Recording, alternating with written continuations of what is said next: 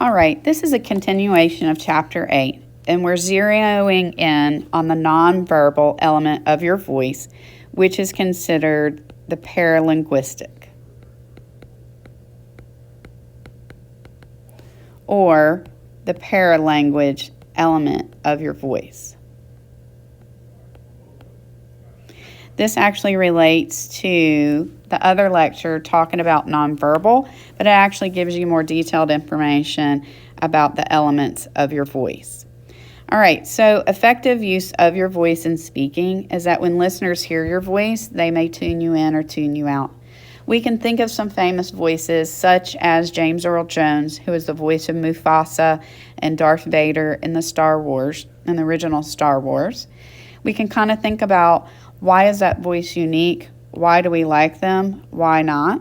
But also, with each voice being unique, you have to try to accentuate your positives. So there's 8 elements to your voice. Number 1, we have pitch.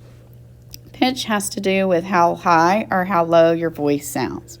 For example, like being in choir, you're divided up based on your pitch. Either you're a soprano, alto, tenor, or bass. The rate is the speed at which you speak. There's not a standard to great speech making as it's related to rate, but the average person speaks about 125 to 150 words per minute. But they do know going too slow or too fast on those polar opposites can be confusing and can cause your audience to tune you out. Pauses. Pauses are the way that we can vary our speaking rate. They're momentary breaks in the vocal delivery, which can create some type of dynamism in your presentation. Also, it can let the verbal symbol settle.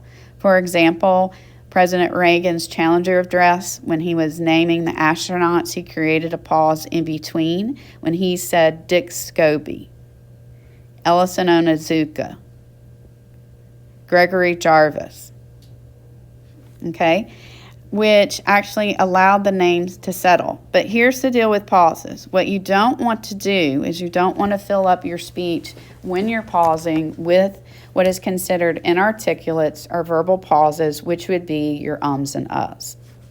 All right, volume. Volume is how loud or how soft you speak.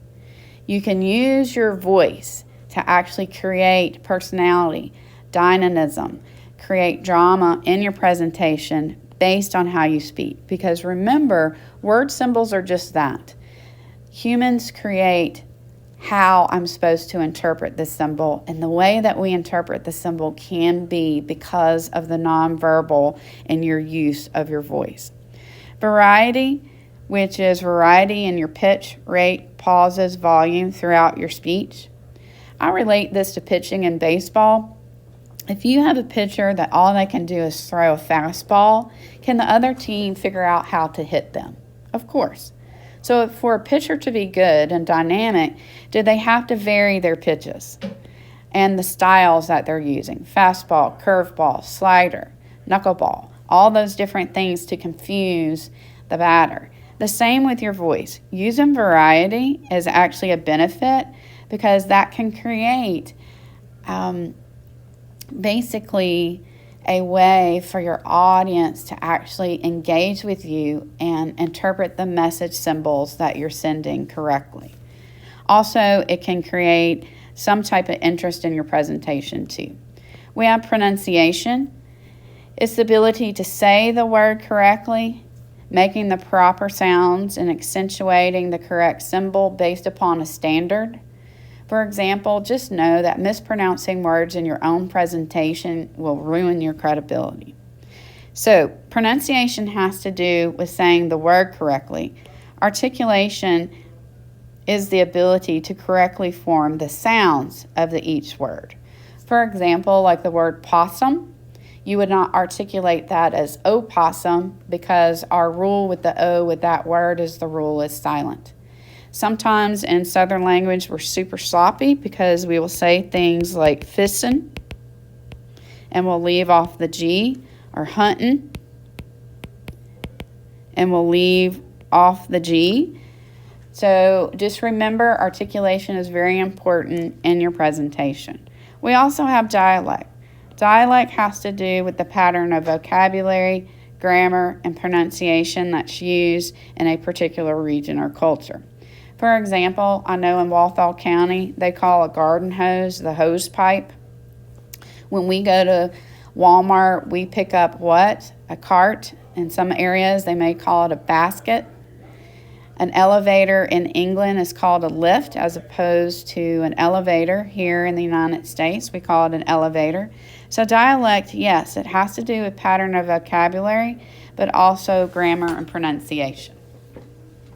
All right, I'm going to let you listen to an excerpt of a comedian, and I want you to think about the elements of voice.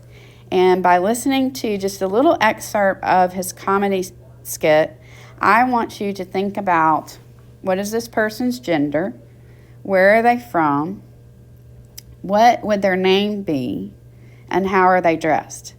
Then in the module, I'll give you the full length of this particular person's comedy skit.